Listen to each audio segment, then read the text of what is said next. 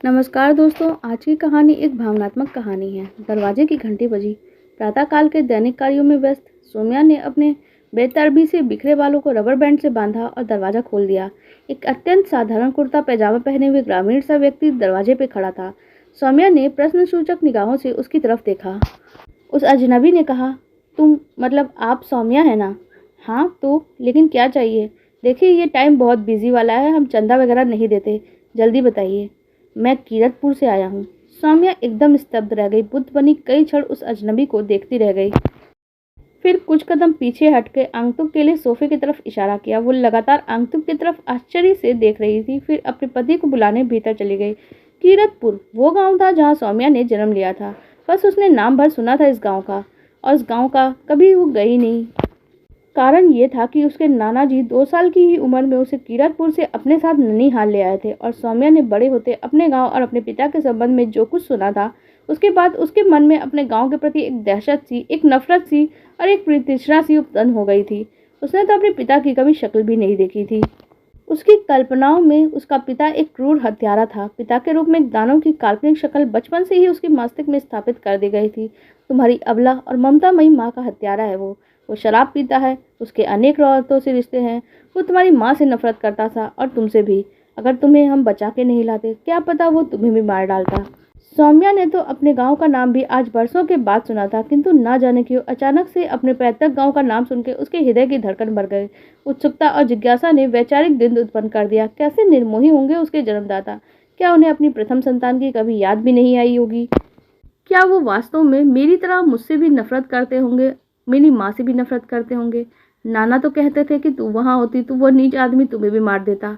बचपन से अपनी औलादों को दुलारते पिताओं को देखकर एक खालीपन का सदैव अनुभव किया था सौम्या ने, किंतु उसका पिता तो इंसान नहीं दानव था, उसकी माँ का हत्यारा। तभी सौम्या ने अपने पति के साथ ड्राइंग रूम में प्रवेश किया। आंगतुक के सामने एक गिलास पानी रख के सामने सोफे पर बैठते हुए उसके पति ने शहरों के बढ़ते अपराधों को देखते हुए शक की निगाह डाल के प्रश्न किया, जी बताइए, आपका शुभ नाम क्या है और किस लिए यहाँ पे आना हुआ? जी मेरा नाम चंदर है और मैं इनके पिता सुकेश बचपन से अच्छे दोस्त रहे थे। आखिरी समय में और ठिठक गए और लंबी सांस ली, जैसे शब्द गले में ही अटक गए हों। एक घूंट पानी पिया, फिर सहज हुए, तब बोलना शुरू किया। आखिरी समय में मैं उसके साथ में था। उसने रोते हुए अपनी अंतिम इच्छा मुझे बताई थी, और उसकी एक ही अंतिम इच्छा थी कि उसने मुझसे कहा कि वो मेरी बेटी को देखने की इच्छा थी। वो बेटी को खोज के लाने की बात कहते थे। जैसे भी हो, उसका तर्पण उसकी बेटी के हाथ हो, बस यही उसने मुझसे मांगा था, और मुझसे कहा था कि वादा कर मुझसे कि ऐसा तू कर पाएगा। ये बात सुन के सौम्या चहक जाती है और बोलती है, क्या उनका देहांत हो गया? क्या उनकी कोई गृहस्थी नहीं है? कौन कौन है उनके घर में? गृहस्थी? कैसी गृहस्थी? इस दुनिया में उसके जितना अकेला आदमी मैंने कभी नहीं देखा। उस दुनिया में सिर्फ मैं ही था उसका दोस्त, उसके अलावा कोई नहीं था। और वो जब भी भावुक होता, जाल जाल के रोता, बस एक ही बात कहता कि मैं रेणुका का हत्यारा हूँ मेरे दोस्त। इस दुनिया में मुझे जीने का कोई अधिकार नहीं, पर उसके सिवा किसी और की अपने जीवन में कल्पना भी नहीं कर सकता। फिर आंगतुंग ने एक विराम के बाद सौम्या से मुखातिब होकर कहा, तुम मेरे दोस्त की आखिरी इच्छा पूरी करोगी ना बेटा?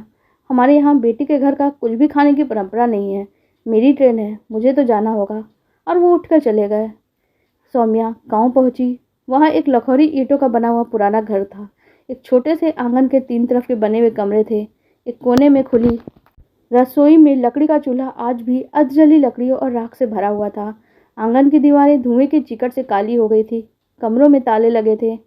आंगन ऐसी ही आंगतुक ने कहा, आंगन बेटा। तब तक उसने याचनात्मक स्वर में कहा, और उसकी आंखें नम हो गई थी। कुछ पल तो सन्नाटा ही छा गया। सौम्या के पति की ओर सौम्या ने देखा। उसके पति भी भावुक हो गए थे। उन्होंने इस बात की स्वीकृति दे दी कि सौम्या ही उनका पिता का तर्पण करे। सौम्या उस व्यक्ति को तो जानती नहीं थी, इसलिए उनका नाम लेके गलती से बोली, और फिर बोली, चाचा जी सॉरी। फिर उसने कहा, मैं पूरी कोशिश करूंगी, आप बैठिए, मैं आपके लिए चाय नाश्ता वगैरह। सौम्या वहां पे पहुंच जाती है। हवन कुंड बना के हवन और तर्पण की व्यवस्था की गई थी। गांव की औरतें जिज्ञासा और स्नेह से सौम्या की अवभगत भी कर रही थी। 2 घंटे में यज्ञ समाप्त हो गया और पिता के मित्र चंद्र और उनकी पत्नी घर की चाबियां सौम्या को सौंपकर वापस चले गए। तर्पण आदि का काम निपटाने के बाद सौम्या के मन में एक अंतर्द्वंद चल रहा था कि मकान को खोलें या बिना खोले ही लौट जाए। इस घर से, इस गांव से क्या उसका भावनात्मक लगाव है? परंतु एक जिज्ञासा तो थी। आखिर इस घर में उसकी माँ की यादें बसी हुई थी। काश कि माँ की कोई निशानी, कोई महक ना जाने कौन से कोने में छुपी हो। आखिर उसने भी तो इसी घर में जन्म लिया था। बचपन की बात तो और थी। तब लगता था किताब में बने दानों के फोटो जैसा कोई खून से सने नुकीले दांतों वाला इंसान होगा उसका पिता। परंतु अब तो बचपना नहीं है। इंसान अच्छा और बुरा दोनों ही हो सकता है, मगर दानों? एक कमरे को छोड़ के सभी कमरे बिल्कुल ही खाली थे। या खेती का सामान या अनाज भरा हुआ था उन कमरों में। सामने के कमरे में व्यवस्थित रूप से एक दीवान पड़ा था, जिस पर एक साफ चादर भी बिछी हुई थी। उसके एक तरफ लोहे की अलमारी और दूसरी तरफ लकड़ी का बड़ा सा संदूक रखा था। संदूक पर ताला लगा था। सौम्या ने चाबी के गुच्छे से एक चाबी लगाई और उत्सुकतावश संदूक खोल दिया। उसके ऊपर एक फटी सी पुरानी सी मैली डायरी मिल गई। उस कोने में एक धातु का डब्बा था। उस डब्बे को खोलकर देखा तो उसमें एक पीतल की खूबसूरत सिंदूर की डब्बी, मंगलसूत्र, सोने के हाथ कंगन, कीमती तगड़ी और कई अन्य गहने भी भरे हुए थे। एक पुराने जमाने की पैसे रखने की थैली भी थी और उसमें कई लाख रुपए बेतरतीबी से ठूसे हुए थे। बाकी की बक्सा नारी वस्त्रों से लबरेज था, साड़ी, लहंगा, कमीज। लेकिन तभी उसकी नज़र पड़ी। ये क्या? एक 3 साल की बच्ची की फ्रॉक, फिर एक और फ्रॉक, फिर उससे बड़ी होती कुछ और कपड़े, फिर एक और फ्रॉक, फिर किसी बालिका के पहनने के अनेक वस्त्र निरंतर उससे बड़े होते।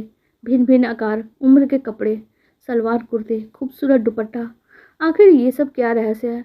मेरे मात्र हंता बाबुल के गृहलोक में उनकी आखिरी इच्छा पूरी करने के लिए यहाँ चली तो आई, पर क्या उनके प्रति मेरी नफरत खत्म हो गई? आखिर उन्हीं के कारण तो मैंने अपना पूरा जीवन मातृहीन, पितृविहीन व्यतीत किया है। आंगन के कोने में धूप का एक टुकड़ा सर्दी के इस मौसम में जीवन दायिनी उष्मा का संचार कर रहा था। वहीं कोने में पड़ा मूढ़ा डालकर बैठ गई और डायरी के पन्ने पलटने शुरू हो गए। मेरी प्यारी सोनपरी, आज तुम्हारा 3रा जन्मदिन है। देखो मैं तुम्हारे लिए कितनी सुंदर फ्रॉक लेकर आया हूँ। मेरी बुलबुल, जब तुम इसे देखोगी तो खुशी से चहक उठोगी। मैंने तुमसे तुम्हारे माता पिता दोनों छीन लिए ना मेरी बच्ची। तुम बहुत छोटी हो, तुम्हें समझ में नहीं आएगा कि तुम्हारा अभागा बाप तुमसे कितना प्यार करता है। सौम्या ने पन्ने पलटने शुरू किए। दूसरा पन्ना खोला। मैं तुम्हारी जितना हिम्मती नहीं हूँ रेणुका। कायर हूँ, डरपोक इंसान हूँ। मरने से डर लगता है, मगर तुम्हारे बिना इस जीवन में कोई मतलब नहीं है। अनेक बार सोचा कि नहर में कूद जाऊं, जहर खा के मर जाऊं, पर जीवन मात्र के प्रति जो आकर्षण है वो मुझे मरने नहीं देता। शायद नियति ने मेरे लिए यही दंड लिखा है, मेरे पाप का दंड। मैं तिल तिल करके रोज मरता रहूं, ताकि अगला जन्म सच हृदय से मैं तुमसे मिल पाऊं। मिलोगे ना मुझसे? मेरे गुनाह की छाया अपने हृदय से पोंछ कर। तीसरा पन्ना पलटने पे, तुम तो कहती थी भगवान ने तुम्हें मेरे लिए और तुम्हें मेरे लिए ही बनाया है, तो तुमने मेरे इस शुष्क जीवन को, रंगहीन जीवन को अनेक रंगों से भर दिया था। तुम तो भगवान से ही दुआ करती थी कि हर जन्म में हम साथ रहें। फिर क्यों इतनी छोटी सी बात पे? पृष्ठ में नीले स्याही से लिखे शब्द आंसुओं से धुल गए थे। उसने अगला पन्ना पलटा। प्रिय रेणुका, तुम्हारे घर वालों ने मुझे जेल में डलवा दिया। पता नहीं मुझ पर क्या क्या आरोप लगाए गए, पर मुझे तो मेरे अपराध की सज़ा मिलनी ही चाहिए थी आखिर। मगर उसने हमारे प्यार की निशानी, हमारी सोनपरी को भी मुझसे छीन लिया। अपनी गुड़िया को सीने से लगा के रोना चाहता हूँ, ताकि दिल की सारी मैल धुलकर दिल उज्जवल हो जाए। अपना सर्वस्व उसके सामने निछावर कर देना चाहता हूँ। प्रायश्चित वश दुनिया को त्याग देना चाहता हूँ। आज हमारी सोनपरी का जन्मदिन है। मैं उसके लिए बाजार से सुंदर कपड़े लाया हूँ, खिलौने भी लाया हूँ। और सुनो, मैंने खीर भी बनाई है अपने हाथों से। तुम्हें बहुत पसंद थी ना, मगर मैं तो खाऊंगा नहीं। तुम्हारे जाने के बाद जीवन में कोई भी उत्सव नहीं मना सकता, ये तो मैंने निश्चय किया है, क्योंकि मेरे जीवन का उत्सव तो तुम थी रेणुका। अगला पन्ना पलटने पे, सुनो रेणुका, आज मुझे तुमसे झगड़ा करना है। कितना उल्लास, सुगंध, सौंदर्य भरा हुआ था हमारे जीवन में। हमारा घर आंगन खुशियों से भरा था, सब कुछ। पर तुम्हें पता है, मेरे सारे दोस्त मेरी इस खुशियों से रश्क करते थे। फिर क्यों एक छोटी सी बात पे तुमने इतना बड़ा निर्णय ले डाला और हमारी छोटी सी ही बगिया जला डाली। जहाँ प्यार का अतिरेक होता है, वहाँ एक शंका तो होती है, एक डर होता है कि कहीं कोई हमारे उपवन में सेंध तो नहीं लगा देगा। आज तुम्हारे सामने अपना मन खोल कर रख देना चाहता हूँ। काश कि तुम्हारे रहते मैं कर पाता। मेरे जीवन में तुम्हारे आने के बाद अनेक बार ऐसा लगता जैसे कोई सपना तो नहीं। तुम्हारी जैसी अधिक सुंदरी, मुझसे ज़्यादा शिक्षित भी थी और बड़े घर से आई थी, मृदुभाषी थी, अनेक कला अलंकारों से अलंकृत थी। ऐसी लड़की मेरे जीवन में कैसे आ सकती है? आखिर क्यों? तुम जैसे सुंदर सुगंधित पुष्प को नियति ने मेरे आंगन में रोप दिया, और शायद यहीं से मेरे मन में एक विष ने जन्म ले लिया। कहीं से एक शंका और एक शक का अंकुर उत्पन्न हुआ होगा कि कोई कर्कश स्वर मेरा सतरंगी सपना तोड़ तो नहीं देगा, कोई झंझावत मेरे उपवन को उजाड़ तो नहीं देगा। तब क्या पता था मुझे कि मेरे ही भीतर से निकली एक चिंगारी हमारी दुनिया को रात भर जाग जाग कर सोचता हूँ कि तुम जितनी कोमलांगी थी उतना ही संवेदनशील हृदय तुम्हारा था। मैं ये क्यों नहीं पहचान पाया? उस दिन जब मैं खेत से लौटा तो गांव की सबसे बदनाम महिला के साथ एक पुरुष को घर के अंदर से निकलते देखा। ये दृश्य प्रासाण की तरह मेरे हृदय में पनप रहे विष को जागृत कर गया, और वो एक सर्प की तरह विषैला फन फैलाकर मौत का तांडव करने लग जाएगा। क्रोध में इंसान अंधा हो जाता है। मैं बाहर से ही एक शूल सा हृदय लेकर खेत में ही लौट गया। घंटों तुम्हारी चरित्रहीनता की नीच कल्पना करता क्रोध की अग्नि में जलता रहा और खाट पे करवटें बदलता रहा। अंधेरा हो चला था। तुम मुझे ढूंढती हुई खेत पे आई। मैं आंख बंद किए गुस्से से घुल रहा था कि अचानक तुम्हारी उपस्थिति ने आग में घी हुए काम कर दिया, और बेहताशा मेरे मुख से निकल गया। उल्टा दूर हो जा मेरी नज़रों के सामने से। मैं तुम्हारी शक्ल भी नहीं देखना चाहता, बस यही गुनाह था मेरा, और तुमने घर आकर आनन फानन में अपनी जिंदा चिता सजा ली। मैं सोचता हूँ मेरे इन विषैले शब्दों से एक पवित्र हृदय नारी को कितना आघात लगा होगा, जो उसने अपनी जीवन समाप्ति का ही निर्णय ले लिया। लेकिन तुमने तुमने हमारी दूधमयी बच्ची के बारे में भी नहीं सोचा। एक पल में ही सारी दुनिया उजाड़ दी। एक बार तुम मुझसे कह देती कि घर में हमारी गुड़िया को देखने डॉक्टर आया था। रेणुका, पूरी दुनिया की निगाहों में तुम्हारे घर वालों के लिए और अपनी छोटी सी सोनपरी के लिए ही नहीं, मैं खुद की ही दृष्टि में भी अपराधी बन गया हूँ। जो व्यक्ति नारी के अतुल्य प्रेम को, उसकी भावनाओं की संवेदनशीलता और उसकी पवित्रता को ना पहचान पाए, उससे बड़ा गुनाहगार कौन होगा इस दुनिया में भला? इसी के लिए अपनी लाडली से नजरें मिलाने का भी हिम्मत नहीं कर सकता। अब पता नहीं क्या सोचती होगी अपने पिता के बारे में। मेरी माँ का हत्यारा एक दानव, एक सजा याफ्ता मुजरिम है वो। एक बार जीवन में बस उसे देखने की इच्छा है, पर शायद उसे देखना मेरे भाग्य में नहीं है।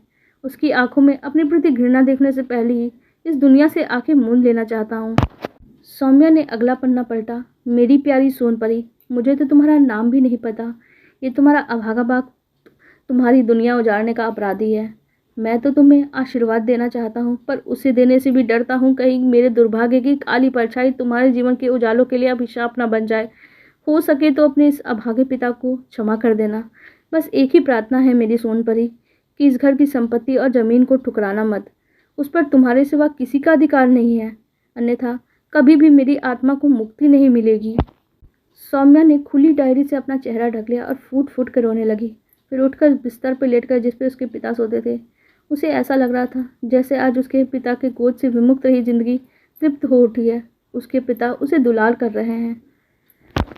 आप लोगों को हमारी ये भावनात्मक कहानी कैसी लगी कमेंट सेक्शन में जरूर बताइएगा। साथ ही वीडियो को लाइक कर दीजिएगा और हमारे चैनल को भी सब्सक्राइब कर लीजिएगा। धन्यवाद।